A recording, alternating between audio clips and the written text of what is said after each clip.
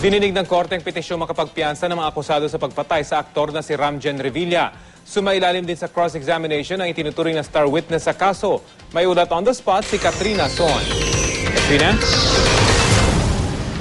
Rafi, alas 10:30 nga ng umaga na magsimula ang petition for bail or ang pagdinig sa petition for bail ng mga akusado para sa kasong murder ni Ramjen Revilla at frustrated murder naman ni Jeneline Manahan. Alas 9 ng umaga na magsimulang magsidatingan ng mga akusado sa Parañaque RTC Branch 274 sa sala ni Judge Fortunato Madrona. Unang dumating si Glyza Vista. Sumunod naman sina Norwin de la Cruz, Michael Nartea at Francis Tolisora. Huli namang dumating ang dalawa pa sa mga akusadong sina RJ Bautista at Ryan Pastera.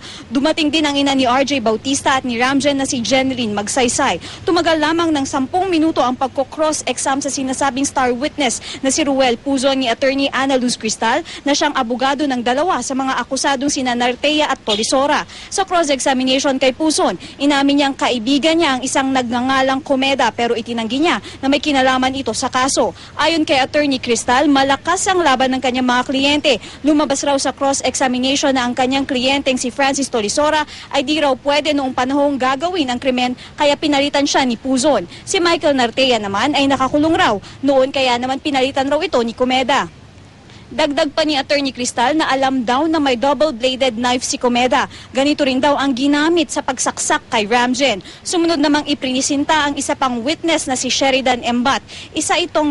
Isa-isa nitong kinilala ang mga suspect na sina Francis Tolisora, Norwin de la Cruz, Glyza Vista, Michael Nartea at Ryan Pastera. Sa kanya raw nagpasama si Ryan Pastera para kitain si Francis Tolisora na ikwento rin daw sa kanya ni Pastera ang planong pagpatay kay Ramjen. Masama raw kasi ang ugali nito at nambubugbog paglasing. Kwento pa raw sa kanya na mga kapatid daw yung magpapapatay at handa raw magbayad ng 800,000 to 1 million pesos. Ang unang plano raw ay antayin lumabas ng bahay si Ramjen. May magte-text daw mula sa bahay ni Ramjen kay Ryan kung lalabas na si Ramjen. Dito raw nila ito papatayin. Lahat raw ng nasa bahay alam na papatayin si Ramjen maliban na lamang sa kanilang driver.